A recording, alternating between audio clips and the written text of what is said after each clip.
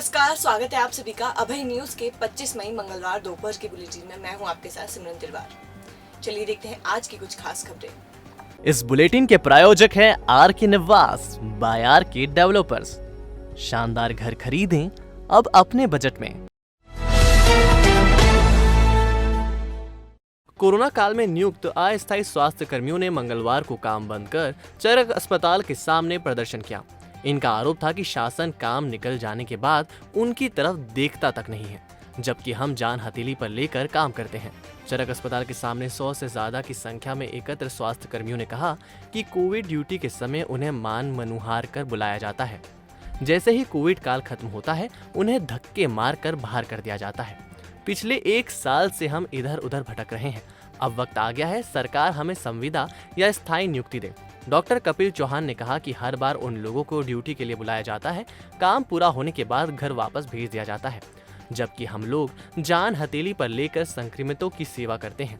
सरकार को हमें स्थायी या संविदा नियुक्ति देनी चाहिए।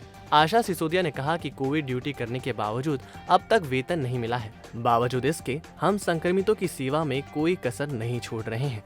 शासन को हमें संविदा नियुक्ति देने पर विचार करना चाहिए। अगर वह ऐसा नहीं करता है तो तीव्र आंदोलन किया जाएगा। जब भी इनको हमारी जरूरत पड़ी, हम आगे आए, हम कदम से कदम मिलाकर हमने काम किया। और आज जब इनको हमारी जरूरत नहीं, हमको निकाल रहे, हमारी सैलरी नहीं आई अभी तक। हम लोगों को बहुत परेशान किया जा रहा है और हमें संविदा में विलय किया जाए। ये दूसरा महीना पूरा हमारे बहुत सारे साथी संक्रमित हुए लोगों। इन लोगों ने ना दवाई खा के काम करा पेशेंट के पास। इतने सीरियस मरीजों के पास जाके इन्होंने काम किया।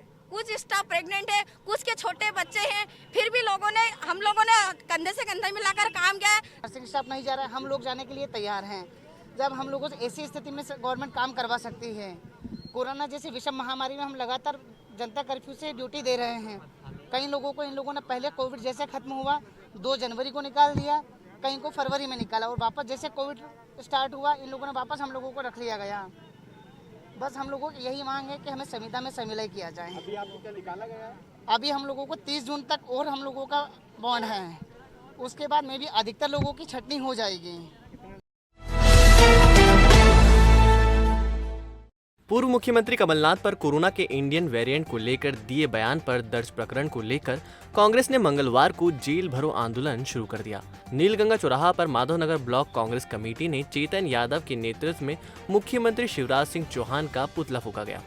मौके पर मौजूद नेताओं ने जमकर नारेबाजी की और कमलनाथ पर दर्ज प्रकरण वापस लेने की मांग की। कांग्रेस नेता अशोक उदयवाल ने बताया कि प्रदेश सरकार तानाशाही पर उतर आई है, वह बयान पर ही प्रकरण दर्ज कर रही है। इसका विरोध जताने के लिए ही सीएम का पुतला फूंका है। आज से ही जेल भरो आंदोलन भी शुरू किया जा रहा है।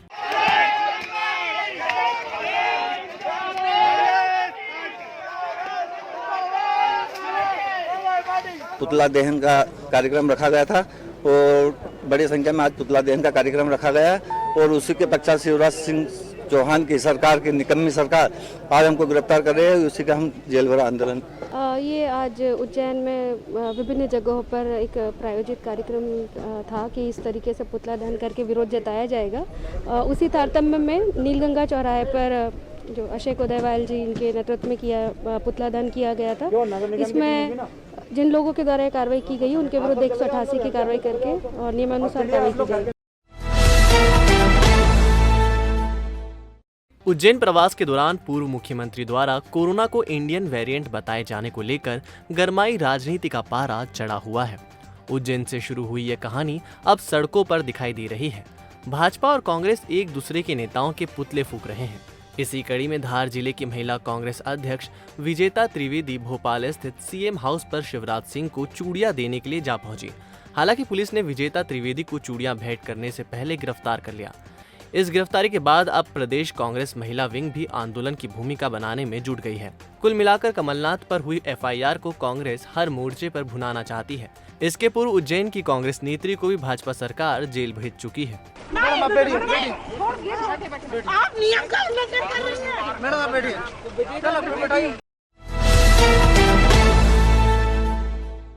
एडीएम मंजूषा विक्रांत राय ने चेकिंग के दौरान दुकान खुली होने के कारण दुकानदार को थप्पड़ जड़ दिया।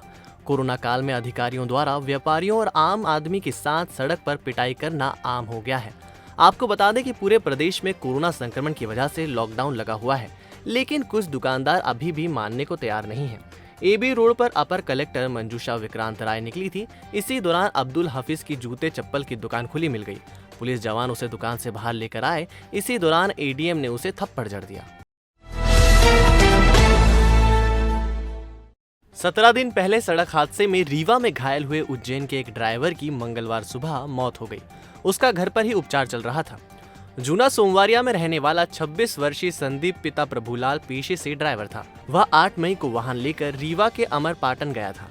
यहाँ वाहन के रेडिएटर में पानी डालते समय एक टैंकर ने उसे टक्कर मार दी।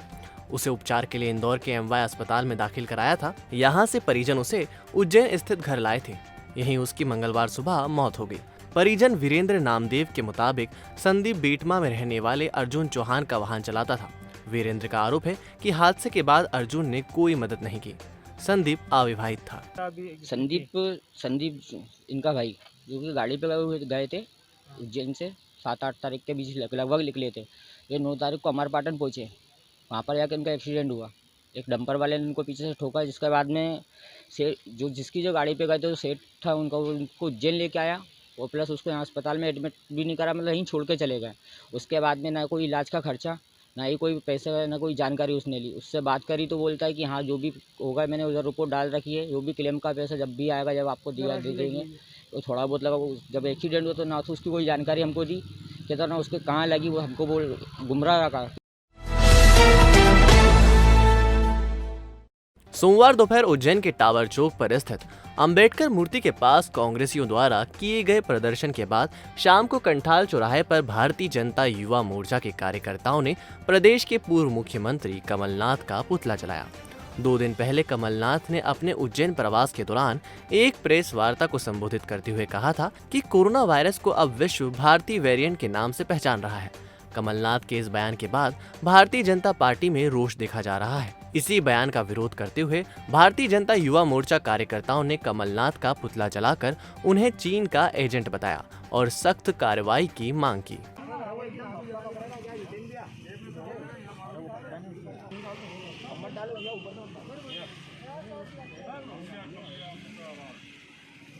कमलनाथ मुर्दाबाद मुर्दाबाद मुर्दाबाद, चीनी एजेंट मुर्दाबाद मुर्दाबाद मुर्दाबाद।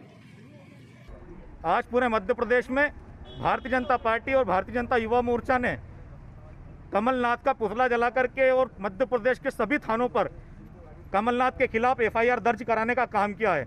जिस प्रकार से चाइना से निकले हुए कोरोना को कमलनाथ ने इंडियन वेरिएंट, इंडियन कोरोना कह करके पूरे दुनिया में हमारे देश को बदनाम करने का काम किया, हमारे देश की साख को कम करने का काम किया। मैं भत्सना करता हूं, पूरा युवा मोर्चा भारतीय जनता पार्टी कमलनाथ के खिलाफ इस प्रकार से पूरे मध्य प्रदेश में आज आंदोलन कर रही है। और कमलनाथ ने जिस प्रकार से पूरे देश की छवि को दुनिया में बदनाम करने का काम किया है, ये देश की जनता कमलनाथ को माफ़ करने वाली नहीं है। जैसा कि हम सब जानते हैं कि पहले भी कमलनाथ का चेहरा चीनी एजेंट के रूप में इस देश के सामने आ चुका है। मैं इतना ही कहना चाहता हूं कि ये कांग्रेस के नेता इस प्रकार के घिनौने कृत्य करना बंद कर दें, ताकि हमारे देश की छवि पूरी दुनिया में खराब ना हो। 5 लोग ही हैं हम। अभी जब आपका ये व्यू चलाओगे तो आपको पता चलेगा कि इस पूरे प्रदर्शन में, पूरे उज्जैन में जितनी जगह भी पूरे मध्य प्रदेश में प्रदर्शन हुए, उसमें 5 लोगों से ज़्यादा हमारी संख्या नहीं है।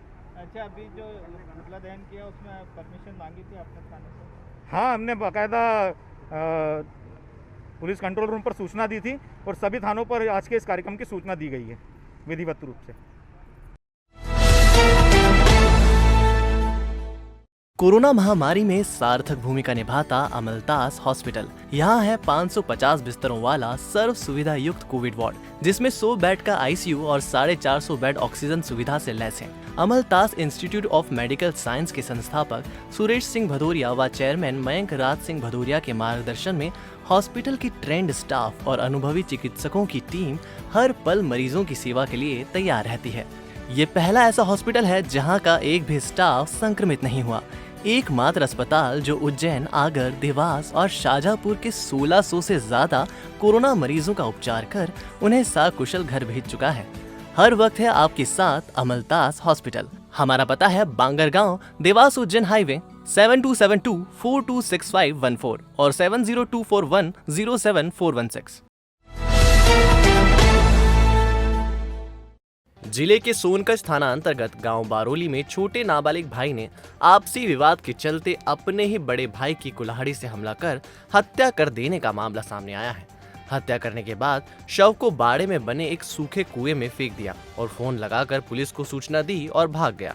दरअसल सोनकच के गांव बारोली में रहने वाले अंकित पिता दिनेश पटेल का अपने 17 वर्ष के छोटे नाबालिग भाई के साथ अक्सर विवाद होता था।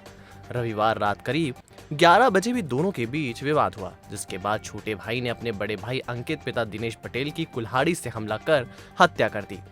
बड़े भाई की हत्या करने के बाद शव को बिस्तर में लपेटकर घर के पीछे बाड़े में बने सूखे कुएं में फेंक दिया, जिसके बाद दूसरे दिन परिजनों को हत्या करने की जानकारी देने के बाद डायल 100 को भी फोन कर बताया और मौके से फरार हो गया।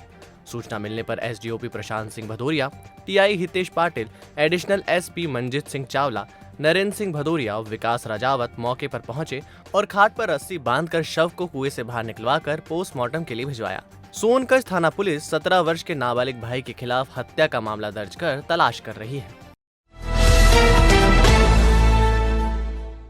तारक मेहता का उल्टा चश्मा के कलाकार अय्यर तनुज महाशब्दे ने चिमना बाई स्कूल में 18+ वाले वैक्सीनेशन सेंटर पर जाकर वैक्सीन लगवाई। तनुज महाशब्दे अय्यर ने अधिक से अधिक युवाओं को वैक्सीन लगवाने की अपील की है। अय्यर देवास के राजाराम नगर में निवास करते हैं। अय्यर पहली लहर में भी देवास अपने घर पर आ गए थे। उस दौरान भी लोगों से घरों में रहने की अपील की थी। अब दूसरी लहर में भी देवास आ गए हैं। इस बार लोगों से वैक्सीन लगवाने की अपील की है। उज्जैन की छोटी मायापुरी के वार्ड क्रमांक 17 के रहवासियों की पानी की परेशानी का निराकरण करने के लिए युवा नेता बंटी जायसवाल ने शहर के जनप्रतिनिधियों से गुहार लगाई। दरअसल छोटी मायापुरी के लोग पिछले कई सालों से पानी न मिलने की समस्या से परेशान हैं। क्षेत्र में सभी प्रकार के निर्माण कार्य हो रहे हैं, लेकिन पानी की लाइन अब तक नहीं डाली गई है। मजबूरन लोगों को पटरी पार करके पानी लाना पड़ता है।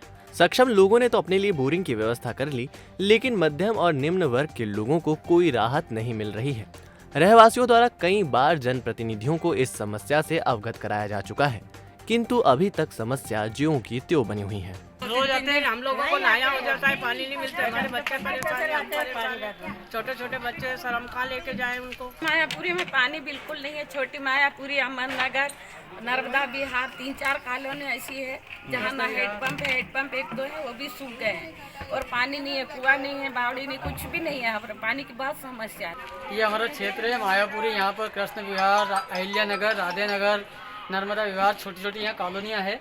यहाँ पर समस्या ये है, सर्वप्रथम में हमारे जो आदरणीय विधायक साहब है, उनके कार्यकाल में यहाँ पर बहुत कार्य हुआ है, रोड वगैरह सब बन गए, लेकिन यहाँ की जो हमारी बहनें हैं ये पानी से बहुत परेशान है। पिछले 20 साल से ये लोग रह रहे हैं, लेकिन पानी का निराकरण नहीं हुआ। अभी ये हमारी बहनें पटरी पार जाती है पानी के लिए, और वहाँ पर आए दिन हादसे होते रहते। पिछले अभी 4-5 महीने पहले भी एक लेडीज़ के साथ हादसा हो गया था, ट्रेन से उनकी डेथ हो गई थी। और हमारे सांसद महोदय साहब से निवेदन है कि यहाँ पर पानी की समस्या का निराकरण किया जाए। पास में प्रीतिनगर में पानी की सप्लाई चालू हो गई है और यहाँ पाइपलाइन भी आ चुकी है, बस थोड़ा सा काम बाकी है। मुश्किल से 100-150 फीट की दूरी पर इतनी दूरी है जहाँ पे पाइपलाइन है, तो जल्द से जल्द इसका निराकरण हो जाए तो ये सब बहनें परेशान नहीं होगी। दवाइयों के लंबे बिलों से अब मिलेगा छुटकारा। पाएं एक ही छत के नीचे सभी प्रकार की दवाइयां एवं निशुल्क घर पहुंच सेवा। पाएं सभी दवाइयों पर 12 से 80% का भारी डिस्काउंट। हमारा पता इजी मेडिकोस 7 बड़ा तेलीवाड़ा उज्जैन।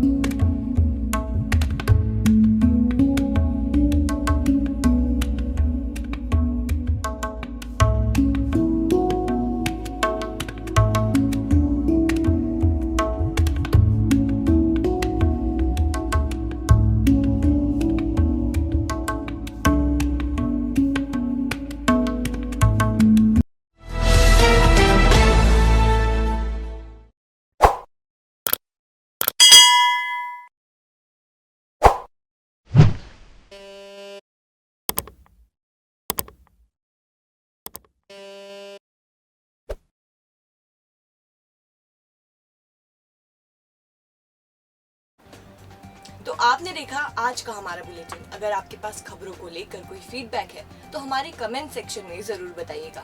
कल फिर मिलेंगे इसी समय। नमस्कार।